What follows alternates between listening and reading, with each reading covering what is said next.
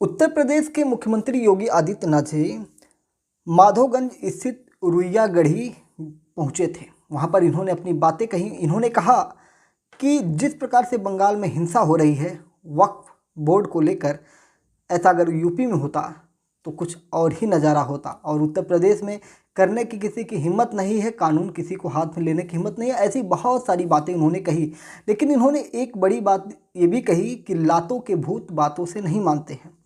खैर, इनका तो अपना अंदाज ही अलग होता है। इनकाउंटर वाले बाबा, बुलडोजर बाबा के नाम से फेमस रहते हैं।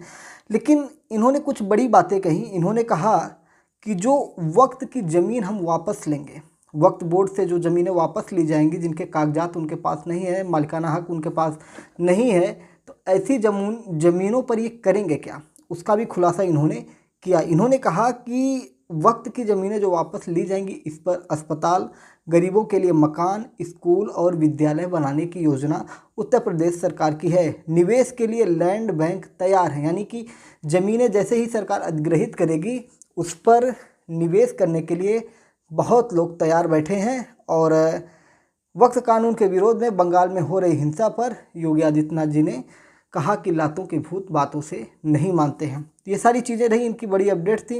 वक्फ बोर्ड से जुड़ा हुआ मामला था और इन्होंने कहा कि दंगाइयों का उपचार सिर्फ डंडा है।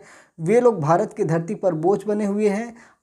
हरदोई के जो वहाँ की जो कलाकृति हैं, वहाँ के जो चीज़ें हैं, उन सारी चीज़ों की इन्होंने चर्चा की। साथ ही साथ हरदोई के हुनर की पहचान की बात की और उन्होंने कहा कि मेडिकल कॉलेज तैयार हो गया है। साथ ही साथ उन्होंने गंगा एक्सप्रेस वे की 99 किलोमीटर की दूरी हरदोई से होकर गुजरेगी, ऐसा भी उन्होंने कहा। दिल्ली और प्रयागराज की दूरी घटेगी, ये भी इन्होंने बातें कही।